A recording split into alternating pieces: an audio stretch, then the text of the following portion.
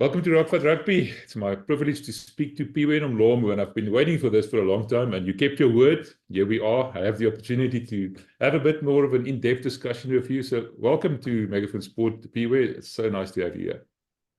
Thanks so much, MW. Yeah, been a long time coming, so I'm quite chuffed that we finally get to catch up for sure. No, well, not as chuffed as I am, I tell you what. So I've had a lot of people ask me to please find out who's Phiwe Nomlomo. Why is he being appointed as the Currie Cup coach for the Bulls? What did Jake think about getting him into the team? So I want to start with a bit of background here. You played rugby yourself. Just tell us briefly what positions you played, where you played, and where you came from, where you grew up. Yeah, so most of my childhood life was spent in East London. Obviously grew up in the Transkei till I was about 9 years old, then moved to East London. And that's where I was till I finished high school. I finished at Selborne College. So I played, I got in, and it's quite interesting. I only started playing rugby when I was 11, when I moved to Ganubi. And then fortunately, managed to play junior Craven Week, which is under 13s. Went to Selborne. There was no age group rugby really, so from under 15s you went straight into seniors. That was quite beautiful. So I played first team at Selborne a couple of years. Also played Craven Week while I was there. And then life really started when I moved to Durban and I was on my ace. So didn't really have family there. So I'm by myself, and my mates that we had moved up together became family. Played in the 19 and the 21s, 7s, played for Wilder BS. Literally, could have been one cap. So that was quite tough. And that was all before. Then I went back to East London and played for Border. Position? What position did you play? Yeah, so I was a lot smaller than what you see me now, more like a utility. I got used a lot. Coming out of school, I was a center. But then post-school, I did a lot of work at fullback/flower. Were you also a teacher? Yeah, so that's an interesting one for me. What happened was I came back home, played for Border, and 2-3 seasons into it, at the end of the year, and I've been told, you're going to get renewed, we're getting a new coach, we're excited. And at that stage, I was actually doing a lot of duty from the bench. There was a guy who was hell of a talented, that was ahead of me, and he was the captain, and he was retiring. So that was good for me. I'm going, yes, now I can get going. The new coach comes in, and he kind of goes, listen, Phiwe, your services, we're probably not going to need them, Of course, and you're like, well, what's this all about now? A bit of a shock. And literally, it was such a great meeting, because there was honesty, and he was upfront with me, and he didn't try and lead me on. And he said, look, you can stay, but we're not going to pay you. You're going to have to work for your match fees. And I said, okay, no, thank you so much. And that's really when then I became an educator. Then I was at Selborne for about 7 years before I moved to the Kings. And then I came back to Selborne for 2 years, and that's when really the coaching really took off in terms of more professionally. And being at the Kings, we've had so many exciting players come from the Kings. I think Makazole Mapimpi, I think Lucanio Arm, if I'm not mistaken. Yeah. And now suddenly that seems to have fallen by the wayside. Such a sad thing. So much potential that's lying there untapped in all the infighting and everything else. Any chance maybe you think, just as an aside, that might be reborn, if I can use that word? Yeah, it's always quite a touchy subject, because to this day, Border still remains my favorite team. I supported. Apart from the Bulls, of course. No, listen. I have a soft spot for Border for sure, because you grew up there and all the legends are there, and I got close to the people watching, and those were our guys. And Border at that stage was flying. They were really, really good around the early 2000. Yeah, and you talk about the Kings. It was actually serendipitously, those guys, Makazole, Lucanio, and a couple more guys that ended up at the Sharks, even Dave Williams at that time actually was a senior coach at the Kings. Sticky was there, Dion was heading everything up. So what happened was I came in with the academy. Sticky had left, and then I came in and I almost took his job there. And what happened was, so we would work closely because I was working with the Super Sport Challenge side together with the academy. And those guys that I ended up working with a fair bit at the Kings, I ended up with them at the Sharks. So that was so beautiful for me because it's like I got to see them when they were a bit younger. And again, Lucanio and Makazola I knew because when they were playing for Border and I was around there, so I would see them often. So it was like an easier transition moving from Kings and then back to Selborne for 2 years. And again, that's where I did a bit of Craven Week and then did a bit of SA Schools A side. And then that's where I ended up at the Sharks from that stint. Being at the Sharks, what exactly were your duties there, and how long were you there for, and how successful were you? Success is different from man to man, I guess. Yeah, so that was also quite an interesting one because I came in and I was working under Sean at that stage. Just before COVID, I was doing Super Sport Challenge again. I was the tech coach, I did skills. And then COVID hit just before the comp started and we were flying in Super Rugby, or at least the Sharks at that stage were flying in Super Rugby. COVID hits, come back from COVID. I lead the under-21s. And to be very honest with you, we didn't have a great campaign. We had some really, really talented players and there was no cohesion. They were training with the senior guys and then they would come and play and we weren't good. We really, for whatever reason it was, it didn't translate to on-field. Anyways, fast forward, as soon as that campaign, it was a very short campaign, I think 5 games. As soon as we were done there, I then became permanently part of the seniors. So with the senior squad, I've done from skills to off-the-ball work to the kicking game. And that was all within 4 years type of thing while I was there. And you mentioned you worked with Sean Everett.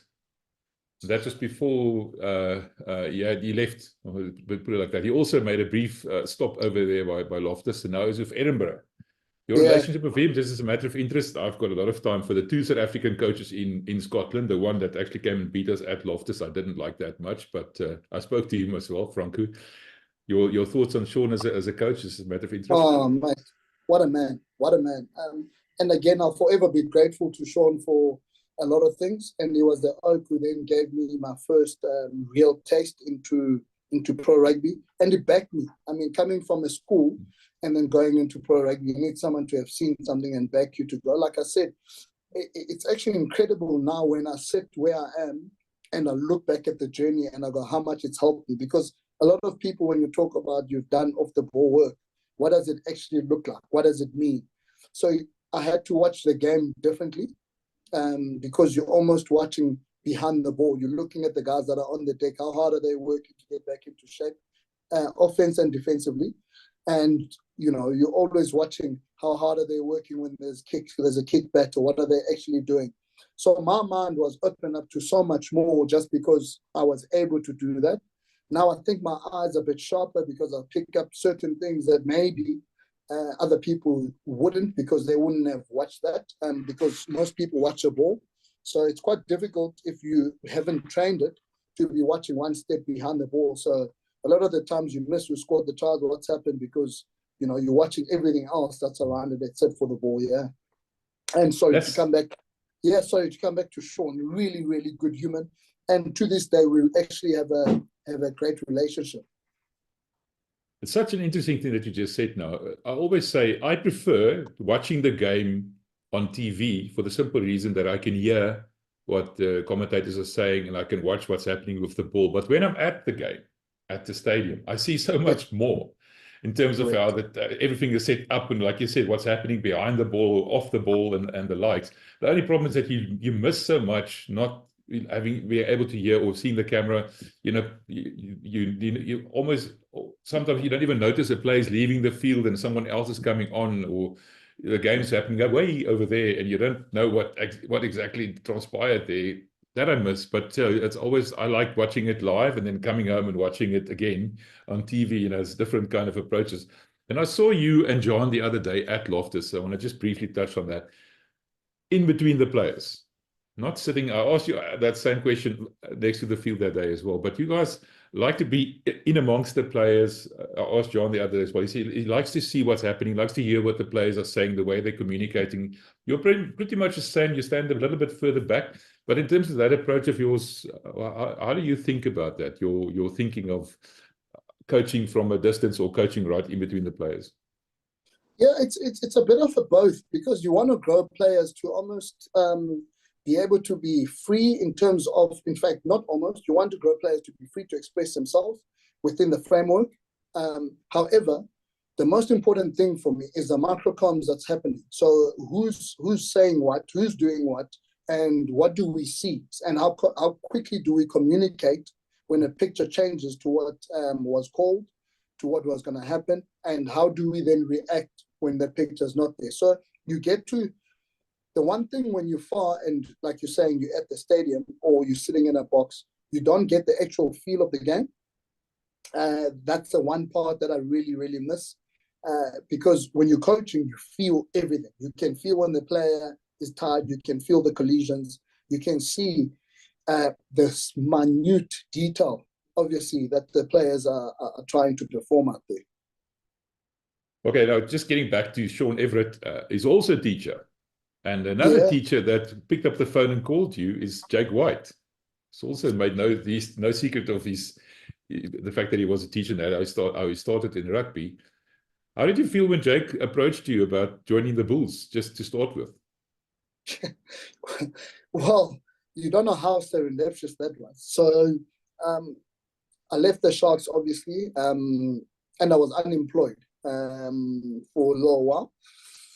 And again, just through, I mean, like you're saying, Jake, he was magnificent with Edgar in terms of picking me up when they did. And again, by God's grace that I happen to be here today. So you've grown up in the Eastern Cape, you've worked in Durban, you've lived in Durban. You get a call to come to Pretoria. Not exactly the same kind of environment that you've been used to. Did that play a role in your decision, moving to Pretoria? Slightly more conservative, but rugby-loving union, let's call it that. Conservative, I mean, they like the 10-man rugby, Naasboota kind of a style. And number one, did you think that your coaching style would fit in with the Bulls, or were you sort of painted a picture of the Bulls going towards a certain style of play that made you make that decision to join? No, for sure. I mean, it's no secret. I tell most people that I have to chat with. The very first meeting that I had with Jake, he said, look, at the Bulls, there's only one currency, and that's winning, and that's what we're about. So from the onset, I knew coming in here, that was all that mattered. Anything else around it, of course, we want to grow players. We want to see people get to different places. We must do that while we're winning. So that was probably the best thing that happened at that stage, and it made life a lot easier because I knew what the expectation was. And again, coming back to Jake, he's helped me immensely in the role I am now, and it's an everyday chat. It doesn't even have to be about rugby. It's about life in general. So we're shooting the breeze, in this situation, what did you do? How did you overcome that? Because he's got massive life experience, doesn't he? Yeah, no, he's a World Cup winning coach. And I mean, I was wondering about this. How close are you to him in terms of, what's happening in the Currie Cup campaign? How much of a finger does he keep on the pulse, or is he leaving you to your own devices? Or is it a bit of guidance? How do you guys adapt to those roles? No, he's been great. He's really, really been good. Again, he is my mentor. So, he allows me to get on with my work. And, the beauty for me is sometimes we must make mistakes and learn from it. And it's even better when you haven't made that mistake and you've already spoken about it, and you can almost correct it before it happens because you know what's coming around the corner. So that's where he's fantastic. Have you thought about this? I know you're doing this now. What are you going to do in 3 games' time when you face this sort of thing, because now you're doing this, you know, people are going to pick up certain things. So he's really been good. And, you know, have you thought about this player? What's happening with him? When is he going to play? When's that one playing, you know? So it's a holistic approach, and it's not just players. It's not just the way we play.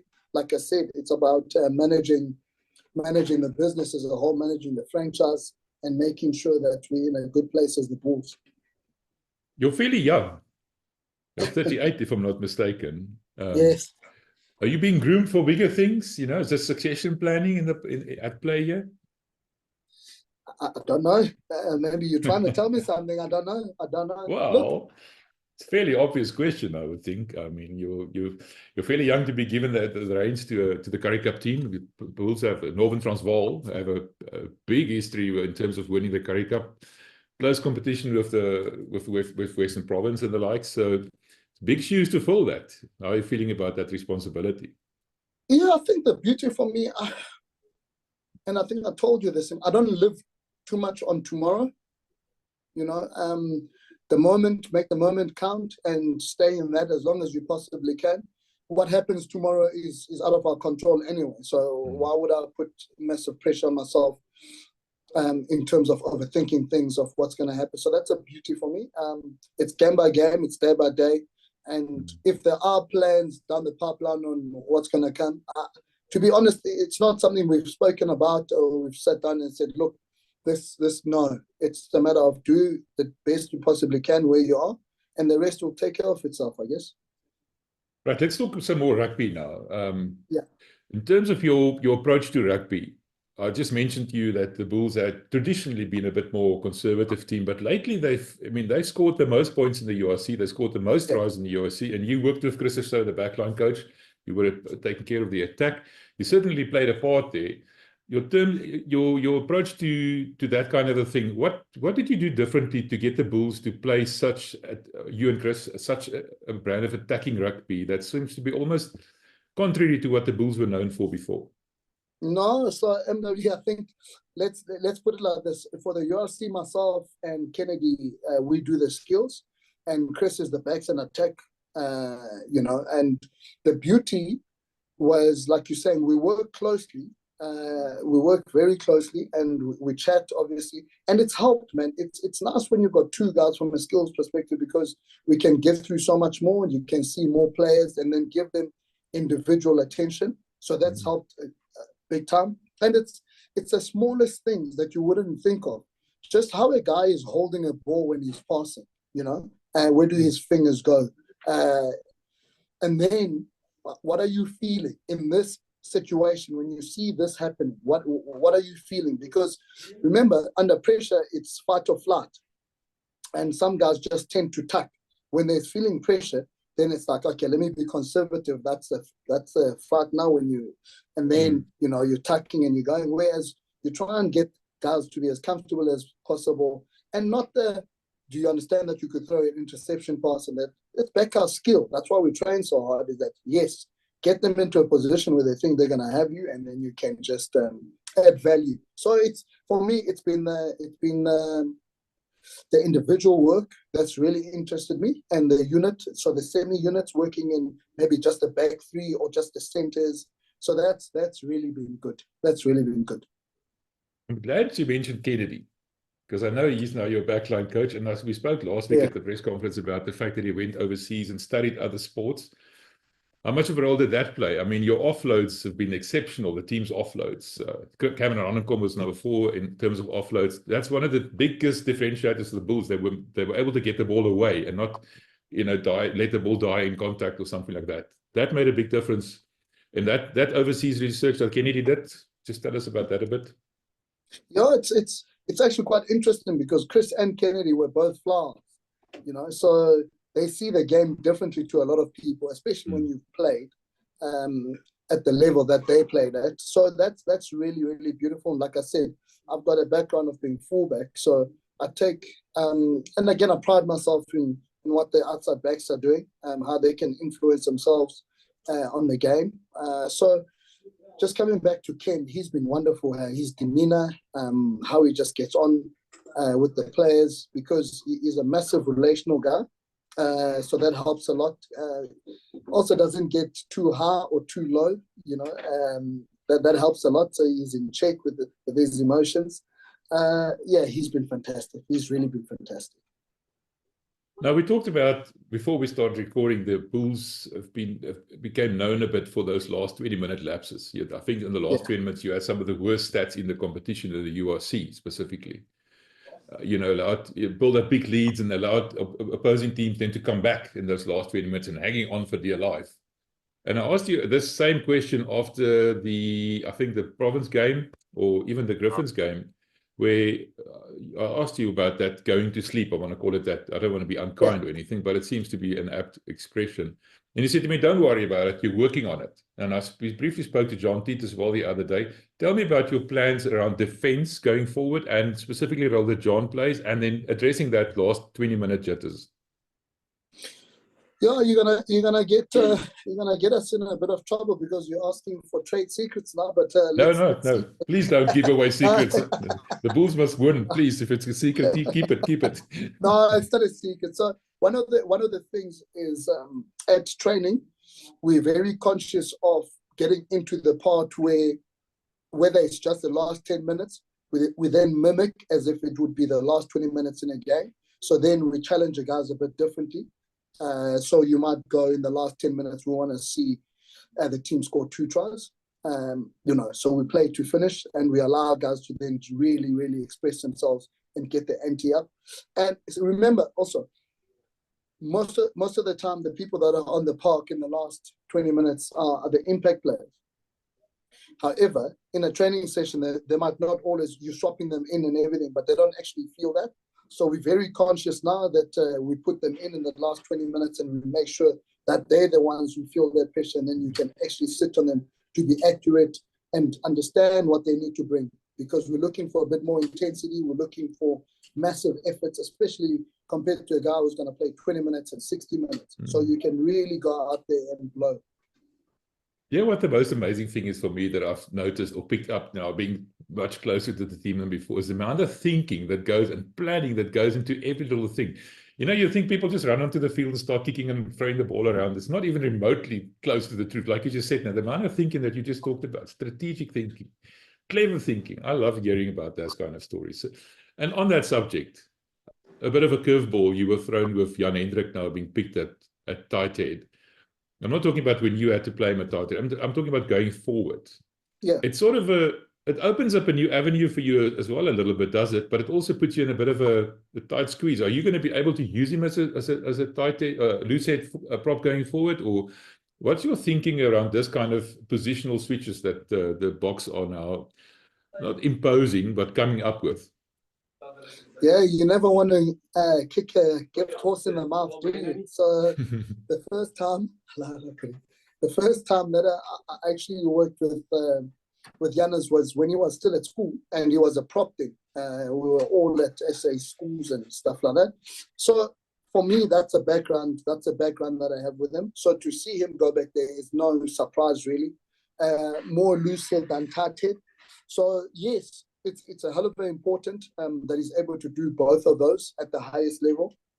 So again, he's so versatile that we can use him at hooker the 1 week and then use him at prop the next. And in the same game, he's happy to move from the one position to another. And the one thing MW people don't think about, it's very underrated. When you have a third hooker in your squad, in your match day squad, I'm talking 23, it's a massive thing.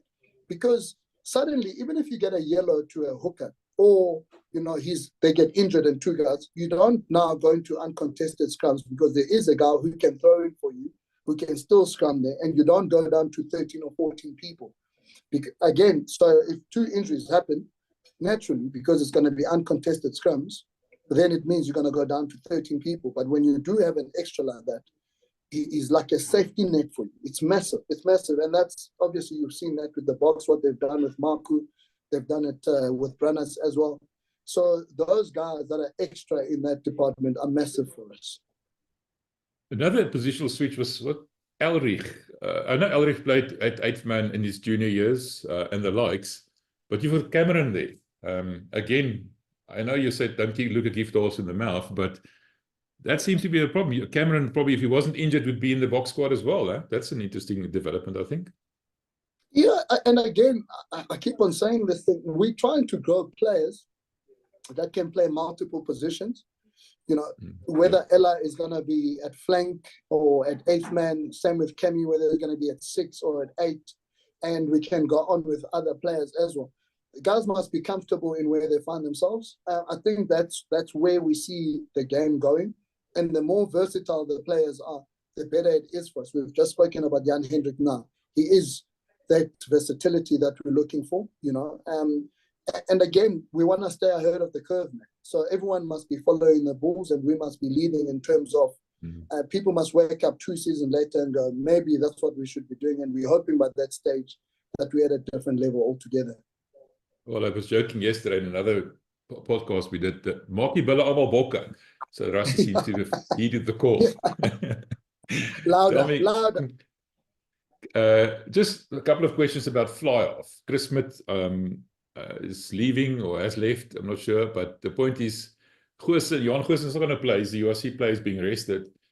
Yeah. What's your options now? Boeta is now coming back, but you've picked him at fly-off. I mean, fullback a little bit. What's your plans going forward in terms of the fly-off position together with Jaco? Yeah, so as much as possible, I want to see those two blokes play fly-off. Obviously, we want to put, in fact, same with Jakes. They both play fly-off fullback equally well. We do have Devin as well, who's in the mix. And again, Dev must get as comfortable as what they are if he's the first receiver at fly-off, which is not too far off, and he's been great at it. So when it comes to that, yeah, you might see later on in the comp where Boeta maybe gets a few starts at fly-off as well, and that's part and parcel in what we're trying to grow. And the revelation last week against Cheetahs was a revelation was Henry Immelman on wing, but he's also a bit of more of a fullback. Your plans with him going forward? Yeah, Hennis covers us at everything. So 12, 13, 11, 14, 15. And again, when it comes to that versatility, we're going to a place where we can play a 6-2, and which is what we've gone with on the weekend. And you know that you're well covered everywhere else. So you're not going in the game going, you might be a bit short in 1 or 2 positions. And again, I mean, Rassie has shown, why not go 7-1? Why not? You know? And again, I'm waiting for the next coach who's going to go 8-0. So let's see how the game evolves, how we can change the game. Or the coach who then goes other way, picks 4 forwards and then 4 backline players. You know, so there's a lot of things along the way. Like you're saying, we've got to be thinking differently about the game. Where is it going? How can we grow the game differently to suit us? Yeah, so I'm looking forward to the next couple of weeks. Almost finished, Phiwe. Just a couple of small questions quickly. We've been having a debate on Twitter about the qualities of a number 4 lock, which there seems to be a bit of a lack of in South Africa at the moment. I'm talking about a traditional Bakkies Botha, Eben Etzebeth kind of a lock, John Klein maybe. And we were talking about Salman Murat maybe not being, I don't know what the word is, mongrel enough, you know, to be a classic number 4. We're not talking about his leadership qualities or anything. And I was excited about Kobus Wiese joining.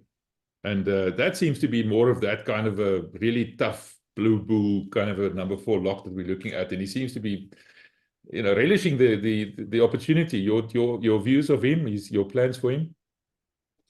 You know the beauty about him. He's when you look at the man, he towers over you by a country mile. You know, he's got this enormous smile, and yet the man can still be so intimidating. And the one thing that people probably don't know about him is how good he is with his leadership side of things. And also, he's a hell of an athletic. So there's no issues with him. You would probably see him as a 4-7. And in fact, he could do a job at 8. So when you got a 4, a guy who's a genuine 4, and he can still be as athletic where we're comfortable enough to play him at 7 or 8, then I think we're really going the right way. Yeah, well, that's the kind of play you want. That's like a Peter Steve de Toy kind of a possibility. That's interesting. I didn't think of that. Precis. No, his brother. What about his brother joining the Bulls? I know he went to Japan. I'm just you know, spitballing here. Do you have a number for him? I can get it for you if you want to. And I was sorry, just one last question, I'm done now. I've been advocating quite loudly. I know it's an impossible dream, but why don't you guys just rip out the checkbook and go sign Sasha, get him to come to the Bulls? Can you imagine? And I'm not denigrating the Bulls in any way, the current talent there. I'm just thinking in terms of the game you guys are developing, the way you're moving towards a player like a Sasha, Feinberg and Gomezulu. Can you imagine what he would do in a Bulls backline? Yeah, you're right. As an individual, is a quality player. But I'll tell you what, we saw some of our backs last season that were coming on. DK coming in and making that 12 berth his own. I can't wait to see what he's going to do this season. And that's what excites me. Steady, shown great progress at 13. Again, he was really confident and unfortunate to have picked up the injury that he did. And then, to finish it off, we were so good at the back end with the two centers that we saw. So there's so much. We got variety now. I mean, Phiwe has come into it. Chris Barnes is playing good rugby. So I mean, we have in Senegal Cornell Smith, who's joined us from Western Province. So we do have people that can do more than an adequate job when it comes to center. All right, now I'm done now. Last question, I promise you. What is your non-negotiable target for the Currie Cup? What do you think? What would make the Currie Cup a success for you this season? Yeah, I think the quality in the squad depth would definitely be one, and also the big thing for me, we must have players that are done once the Currie Cup is done, where Jack must have a headache every single weekend. That's a non-negotiable for me, where he must be comfortable enough and confident enough to go, I actually don't know what sort of team I'm going to pick, because everyone is in form, they're playing well, and they're training well. So that would be for me the best thing, where if his selection is easy, maybe then I wouldn't have done a good enough job. Well, thank you, Phiwe. This was such a lekker interview. Sorry for the Afrikaans slipping in there, but yes, I enjoyed this. I appreciate it so much. Ek ook praat 'n bietjie Afrikaans. No, I'll make a point of speaking some Afrikaans to you when I see you again. Tomorrow probably will be a team announcement. There we go. Awesome, man. Perfect. Thank you so much. I really enjoyed this.